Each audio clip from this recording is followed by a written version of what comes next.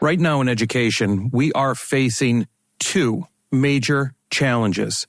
Every day we come to work. The first one is change. There's always change around the corner. So how do we create not just positive change, but sustainable change? Second, the shortage. And when I say the shortage, I know everybody listening knows exactly what I'm talking about. There are shortages, and we don't have any answers for it. Hey, everyone. Dr. Jones with a new episode of Seeing to Lead. And this week, I talk with Dan Kelley. Now, Dan Kelley has a very extensive background in school leadership. He was the president of the National Association of Secondary School Principals. He was on their board of directors, and he has a ton to say about getting administrators into the role and creating positive, sustainable change. Two things he touches on in our conversation. The idea that securing excellent early mentors who tap people on the shoulder to become leaders or administrators is key. It's essential to identify individuals early so that they get on that path as soon as possible so that they can be as successful as possible when they step into the position.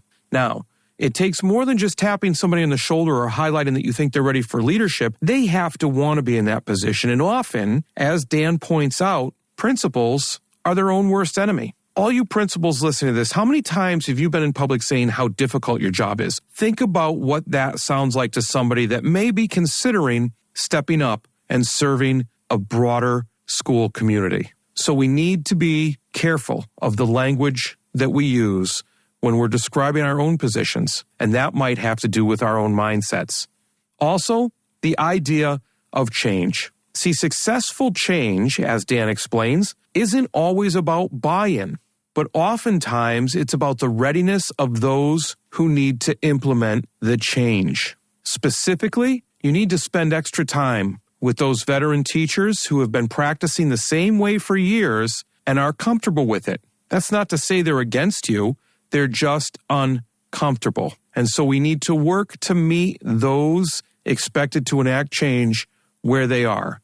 Now, that could be a physical space, that could be an emotional space, that could be a mental space. But it's our job to do that. And now, finally, Dan said something so profound when we were talking about different changes having to do with exams and grading practices. You know, it's not our job to prepare students for bad practices happening at the next level. It's our job to implement the best practices right here, right now. This is going to be a fantastic conversation. I know you're going to learn a ton from Dan Kelley. As always, thanks for tuning in. And remember, hit that subscribe button, leave an honest rating and review on iTunes or Spotify. I can't explain how much it helps the podcast get to more people so that more people can benefit just like you. So let's get to getting better with Dan Kelley on Seeing to Lead. Be somebody that learns from others, is reflective about practice, is willing to challenge the status quo, works to develop meaningful relationships, and to continue to grow as a learner, to continue to grow as a parent, to continue to grow as a husband, and just to keep trying to get a little bit better every day, I guess.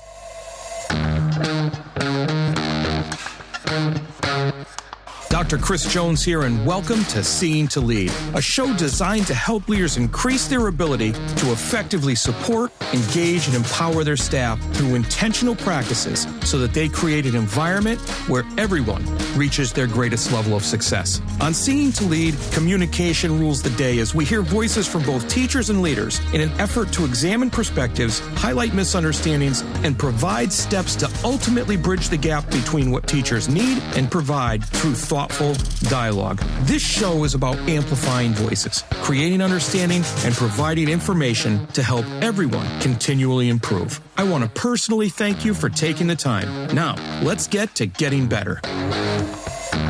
Daniel Kelley is an associate teaching professor of educational leadership and policy at the University of Rhode Island.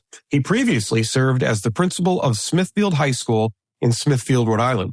During his tenure, he successfully implemented sustainable change initiatives that profoundly impacted the school's learning culture.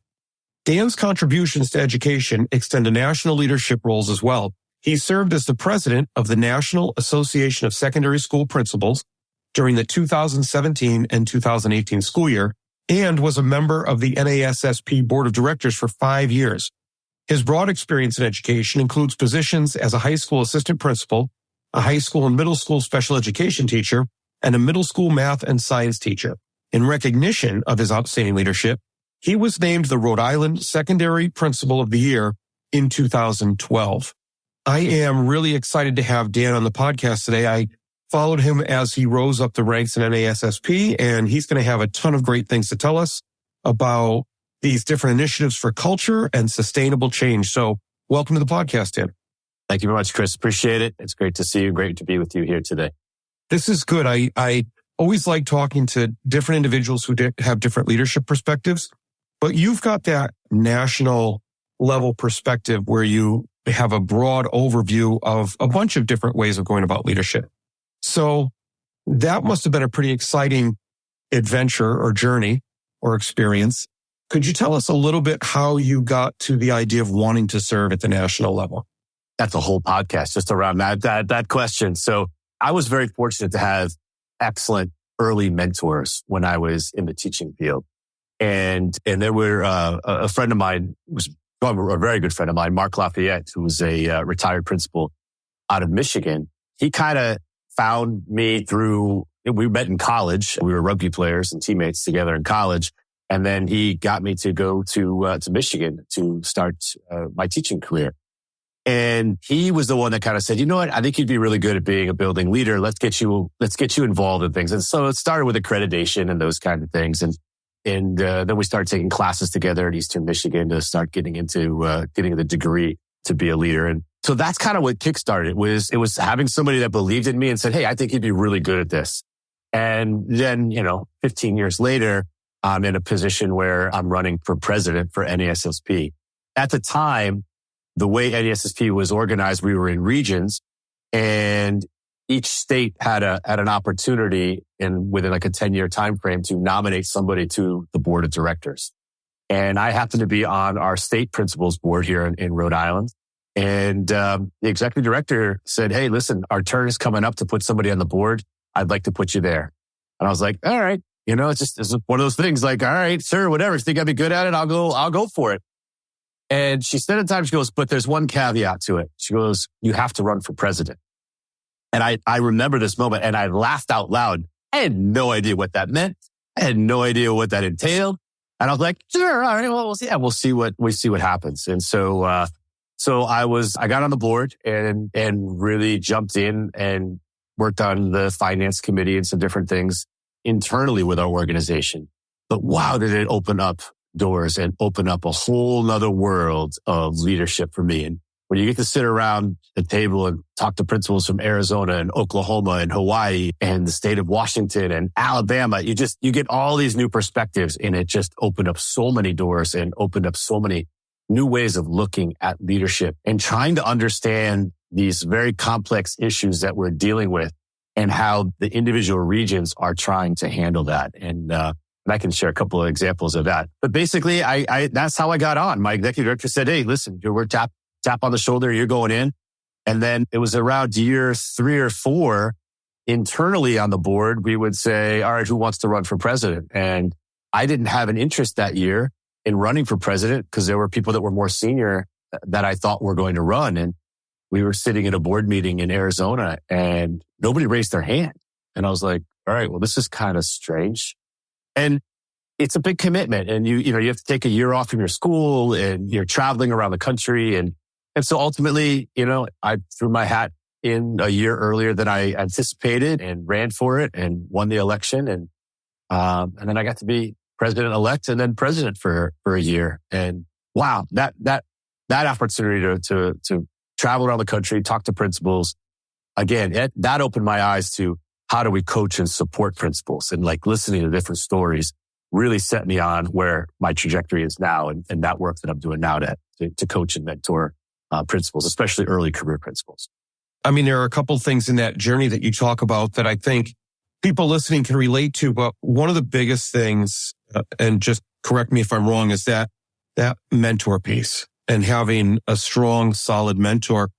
And you finally mentioned it near the end of your explanation as part of our state association for administrators.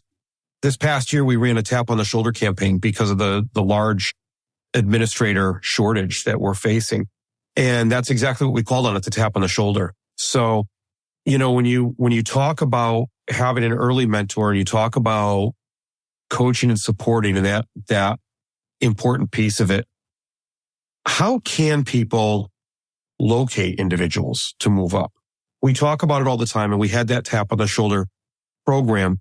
Is there a quality you look for that when you're mentoring people that you say they're going to really excel right away?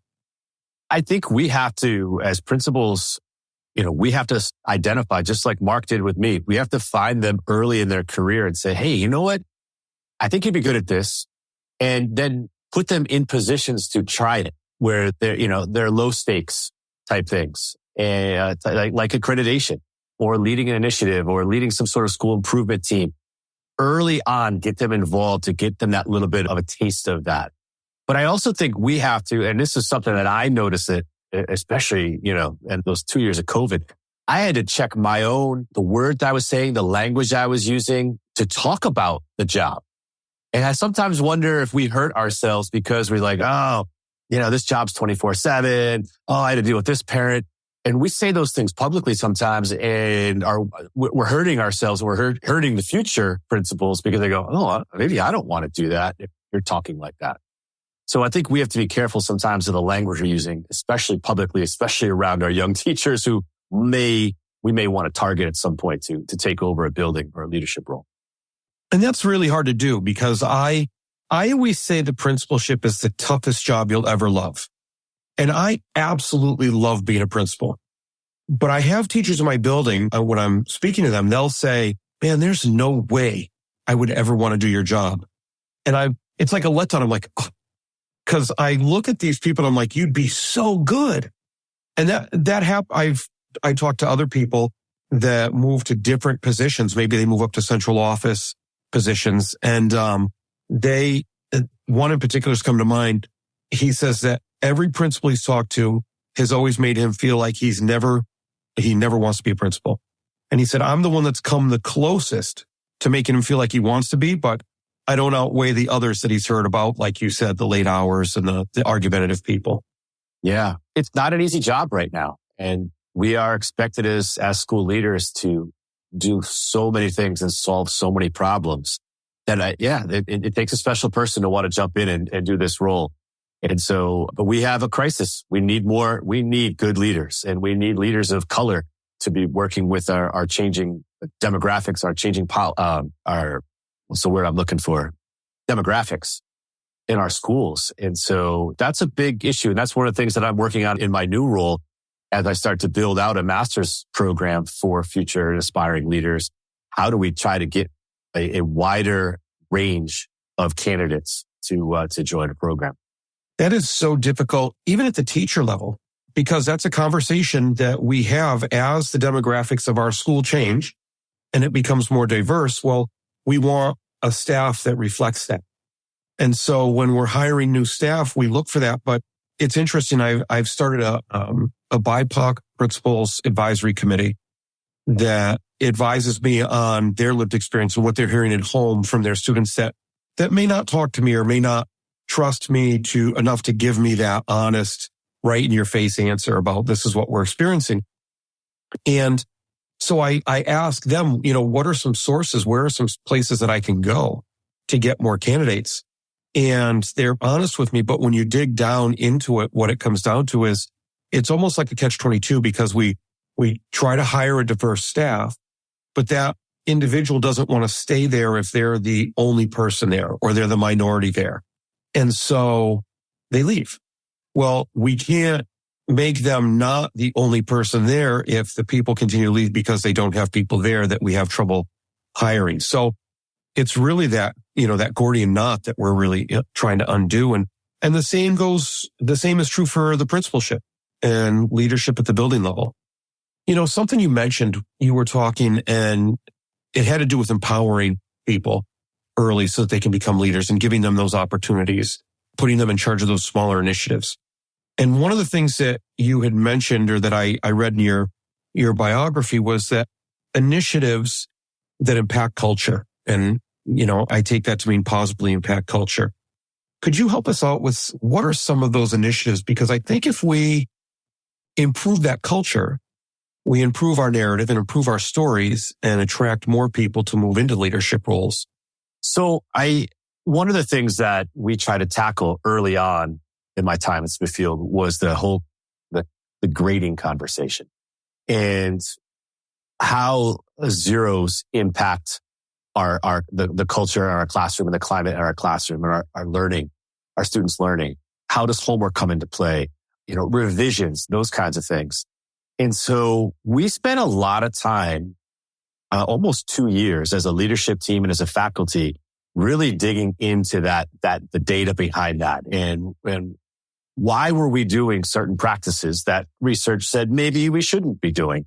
And so I remember very clearly one of my leadership team members coming to me. This is after 2 years and multiple faculty meetings and all this conversation. And they basically said, "Come on, Dan, it's time to move. We've got to get going on this. We're going all in. Let's do this." And so we had a faculty meeting and they all looked at me and there were a couple who went, "Wait, we're actually doing this?" And I was like, "Yeah, we're, no more zeros. We're going to look at how we're handling homework and this revision." And it led to some pretty heated conversations that got to, they were going to do a vote of no confidence in me over grading practices. And I had thought I had done everything right in getting the buy-in and spending the time and having these difficult conversations. But when it came, let's push and let's go actually, pull the trigger on this conversation and implementation, just didn't happen. And we had to pull back. And I said, "All right, we're not ready for this." And it took about 6 months. And then one of my departments came to me and said, "We're not ready to give up on this. We want to do this. This makes a lot of sense." And then we kind of had this grassroots effort. And so the social studies department kind of took it on and started to do their version of it. And then the electives kind of went and they did their, and so it took a lot longer and we got there, but I did all the things that the textbooks say in your course to say about buy-in. But when it came to that reality moment, it was absolutely not. We are not doing this. This is not right for kids. And that was a big moment in my career. Well, I don't know how it couldn't be. The idea, over practice, such as grading, where there's plenty of research that shows different ways that are beneficial to judge whether a student understands or not. And they're a huge change. I have to ask you, seeing that you followed all the textbook, and I'm using air quotes, the textbook advice on how to implement change, when the rubber met the road, what was it that finally tipped it? Was it just that one department saying we're not ready to give up on this? You personally, it must have breathed new life into you. There were a couple of key seasoned veteran teachers that were hanging on to this notion of, well, this is the way it's always been done. And I don't know if I necessarily did a good job of really listening to them individually to hear out their concerns. And it was fascinating. It was a fascinating conversation when they said, "Well, we're going to do a vote of no confidence." And I went, "All right, well, go ahead." And I got to give the union president a lot of credit because he stood up and he said, "Listen, guys, this is what direction you want to go in. That's fine." He goes, "But I'm not speaking for you at that school committee meeting. You have to be prepared to stand in front of the school committee and tell them why this is a bad idea." And the union president was a guidance counselor. So he saw it from that perspective. And so he would never admit that that we were doing the right thing necessarily, but he knew it was impacting kids, some of the practices that were happening. And not one teacher would go publicly and do it. And it kind of died there. But I'd also heard they weren't ready yet. And so we'll pull back and we'll, and see where things went. And we're, 10 years later in a much, much better place. When I left Smithfield, we still weren't there 100%, but we were definitely moving in a better direction. Grades is such a huge conversation because it's so ingrained. We made a change at my school where we got rid of midterms and finals. Yep. To There's due to tons of reasons. But the idea of what assessments truly are used for, the idea of increasing face time, get rid of the half days, all that stuff. Yep. And boy, I'll tell you what, I would, and we still have conversations about it, but I would take that any day over standing in front of trying to change the grading system as far as level of difficulty, just because it is so ingrained and that is the way we've always done it. And that's what people cling to a lot of the times. And it gives them that sense of, they attach the sense of education to getting grades, and it offers them a sense of control as well. Grades are used as in a transactional way, and it is used to control behavior. And I talk a lot about grading in my undergraduate class with future teachers, and we talk about the game of school and how easily you can manipulate this, and how class rank is manipulated, and number one kid can manipulate the system. And there's just so many things that are wrong with it. I really truly believe that it's the holy grail to school reform. If we can kind of fix some of that conversation and get that out in the open with families about some of the practices that our teachers are doing that are harming kids and, trying to chase points. But you're right about that midterm and final. You're losing 2 weeks of instruction because it's that exam week and we're half days, and then it's a week of preparation to take these exams. Right. And I'm going, we're losing close to 10 to 14 days of instruction for something that you don't even have a conversation with as a department to see how you're going to change your practice, and we got rid of those probably 12 years ago. And at the end of my last year, they're like, we have to bring final exams back. And I'm like, what? If you're going to tell me how you're going to work together over the summer to analyze the data, then we can have a conversation. Well, I'm not working over the summer. Okay. Then what's the purpose? Yeah, then I guess we're not having the conversation. Yes. But most people were upset about initially when they got rid of that. I don't know if this is the same with you guys, but they missed their half days because they wanted to go out to lunch because they would get an hour lunch that day. And I was like, no, wait a minute. And then the union president finally chimed in and he was like, wait, nobody else in the district is doing half days. Now we got an equity issue. So we went in a whole nother realm with that conversation. So, yeah, no, it wasn't about lunch when we did it. And one of the things, so I thought that we could move to quarterlies because you can adjust instruction. You can catch any issues that are arising or existing earlier if you go over the quarterlies and use them. And then they asked me if we were going to have half days for the quarterlies. So clearly wasn't an understanding of, the missing the face time. So, yeah, we did that, and I still get the conversation of, well, the kids are unruly at the end of the school year.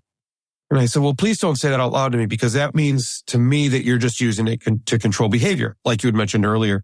Actional piece. So the argument now resides that they've had kids come back to them and tell them that they weren't prepared for college because they didn't take the long sit-down exam. So we go back and forth on that. I know. I love that argument. I've had a couple teachers say the same thing. I was like, all right, when was the last time you took a college class? Well, 30 years ago. I'm like, yeah, college is a little different right now. All right. I teach college now. I don't give a final exam. I don't do a 2-hour final exam. My kids have to do a 2 or 3 minute video explaining what they learned and how it lines back to the standards that we're trying to meet over the course of the year. And there are still some traditional that do those exams, but it's not our job necessarily to prepare kids for bad practices at the next level. That is, can I make a bumper sticker out of that? That is brilliant right there. I love that. Not our job to prepare students for people enacting for bad practices happening at the next level. That is so good. That's gold right there. No, and you're 100% right. But besides that, I have a couple college professors on my school council. They're like, no, we don't do that. I can't think of many colleagues that give finals or anything like that. So it's, the battle that keeps going on. Supporting your teachers and students seems to be a struggle. They just don't seem to be engaged. You wish they would take more responsibility for their learning and culture of the building, but they just don't seem to be empowered enough to do it. So my question is, have you checked out the book Seeing to Lead yet? It's all about creating a true educational experience where learning, growth, leadership, and community take center stage. Full of strategies and resources, Seeing to Lead is about attaining that goal by employing a model that supports, engages, and empowers all individuals to become leaders themselves. Pick up a copy today at seeingtolead.com. That's seeingtolead.com. Remember, you don't become a leader and then decide you need to support and recognize others more than yourself. It is the moment you realize it's about supporting and recognizing others that you become a leader. Seeingtolead.com. That brings me to another topic I want to talk to you about, and that's that sustainable change piece. And I just find it interesting that you're kind of in that position where your last year, suddenly that change was made years ago. They want to bring it back, or go back to it and not keep that change up. You're working on the grading piece. So now you've stepped away from that school. I don't know if you know this. I'm not asking you this, but I don't know if that change has continued to happen.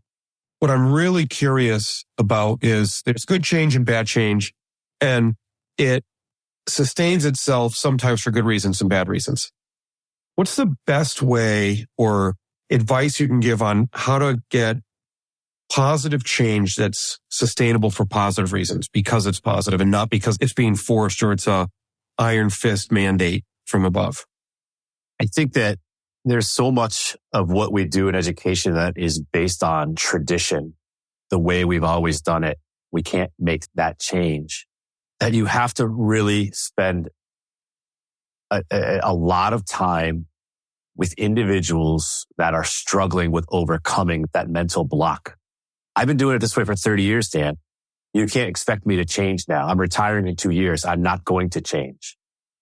And so, one, I think it comes to hiring good people that understand that we're always growing and getting better. So hiring is always the most important thing for anything that we're going to try to roll out in our buildings. But then working with them, showing them the research. Sometimes you got to show them the research 3 or 4 times, demonstrating, showing them schools where that initiative you're trying to do is working. One of the best things that we did was just take teams of teachers and say, go visit school X. They're doing it right. And go spend a half a day and just talk to their teachers and listen to them. And when they heard from more and more people that it was doable, you start to build that core network within your building. And so, we don't have a lot of turnover in my district and in my building. And I was really proud of that. So some initiatives took longer than others to get through, but because we tried to take that time to really listen and to listen to feedback from people, they say, this part is not working, or we need to tweak this. So you have to develop people, and then you have to trust that they're going to make the right decisions and listen to them when they've got good feedback that might change or alter your direction. And, you talk about trust that they're going to make, after you develop them, trust that they're going to make those decisions. It takes trust on both ends too. And that's that culture piece, is people need to be able to come to you and say when something's not working, and be comfortable with the idea that you're not going to have some type of judgment about them. There's not going to be any kind of backlash, but to just be honest with you that that part of it isn't working, whether it takes a tweak, whether it needs to be thrown out. So building that trust takes a long time. Are there any tips or tricks you could? And even when you have developed that trust, for some reason, there is a mental block with folks about going to the principal's office. And I would have certain teachers that would come to me and say, Dan, listen, I'm speaking on behalf of this group of teachers. I'm like, well, where are they? Bring them with you. They're afraid to come to you. And I always had an open door policy, always tried to be as welcoming as possible. But there's still this innate hidden fear in the back of some folks' minds about going to the principal's office. And I've struggled with how to break that with some folks. And so how do you do that? Well, meet them where they're at. Go to their rooms where, they may feel a little more comfortable or in their own environment. Get them out of the building to try to have some of those conversations. Don't give up on trying to push. And that, I think then one of the biggest things for me is, when you get that teacher that you just go, they're retiring in 2 years. I can't deal with them. Find that little something positive that you can kind of hook into that to connect them. And there was a teacher that it always comes to mind that I just struggled They were a very strong union. They had a previous career where union was very strong. And it was always a battle. Everything was always a battle. And then I finally went, all right, well, what does this person bring to the table that I can utilize and connect them with a different initiative? And it was school safety. They were an expert in certain aspects of school safety. And I let them lead that. And it changed. We saw a definite shift in our dynamic and how we work together when I changed my approach to what are the skills this person brings to the table that I can utilize? Might not necessarily be about instruction, but something that we can make a better connection. I think in the long run, that helped with this particular teacher. I think that's so powerful though, because it connects them and shows them their place in the broader vision of what you're trying to do. I mean, we have these visions, we have these goals, but sometimes these teachers don't, and even your other leaders don't see where they connect and where what's important to them connects, or what skills they excel in can serve, or how they can serve. So, the idea of you pointing that out and making that connection explicit for them is a powerful thing. So I could go on with this conversation forever, and I think we could share stories back and forth forever. Yes, we could. But as we get near the end of the podcast, there's 2 questions I ask every guest before they leave. And the first one is, if you were an educational leader, who, not what, would you be? It's a really good question. I have always seen myself in some sort of a leadership role capacity. So who would I be? I would want to continue to be somebody that learns from others, is reflective about practice, is willing to challenge the status quo, works to develop meaningful relationships, and to continue to grow as a learner, to continue to grow as a parent, to continue to grow as a husband, and just to keep trying to get a little bit better every day, I guess. That sounds like the perfect mixture for what you're doing. No wonder you were tapped on the shoulder that many years ago. Yeah. We talked about a number of things. We talked about, some initiatives and how to get change moving and some of the important things to do. But overall, what's the most important piece of advice you would give to school leaders, or, I say school leaders, but any leader really, because teachers can be leaders, students can be leaders, as they work to better support, engage, and empower those they serve? So I think the thing that has probably had the biggest impact on my trajectory in my career has been building a network. And it is critical, no matter teacher, businessman, principal, whatever, start now to build a network and get smart people around you. And I was very fortunate to be, the year that I was principal of the year in Rhode Island, Twitter was starting to just come out. And we were connecting with these educators through the Principals Association, through NASSP via Twitter. And that opened up this network where now I'm not just talking to principals in Rhode Island. I had access to leaders all over the country and all over the world. And I remember we used to do these different chats back then. And every night there were hundreds of different chats depending on whatever the topic was. And on Saturday mornings, there was Sat Chat. It was run by 2 leaders out of Jersey. Of course, I can't think of their names right now. I can picture them, but I can't think of their names. And it was great to wake up 7 o'clock, grab a tea and just jump in and learn from people all over the country. So that built a network for me that has allowed me to really expand my thinking on so many things. And now I can reach out to people all over to say, hey, what do you think about this idea? What do you think about this? And so building that network, finding your tribe, some people would say, is going to make a tremendous impact no matter what field you're in or who or how you're going to be a leader. That's such brilliant advice, because it goes right into the other advice you're giving when you're trying to enact change, where you find a place that's doing it right and you send teachers to it. If you can find somebody else that has gone through what you're about to go through or is looking to move in the right direction that you're moving in, it just the idea of having that group of individuals. I love, get smart people around you. Now with Twitter, and I too used to be a big Twitter user, but I'm really not on it all that much anymore.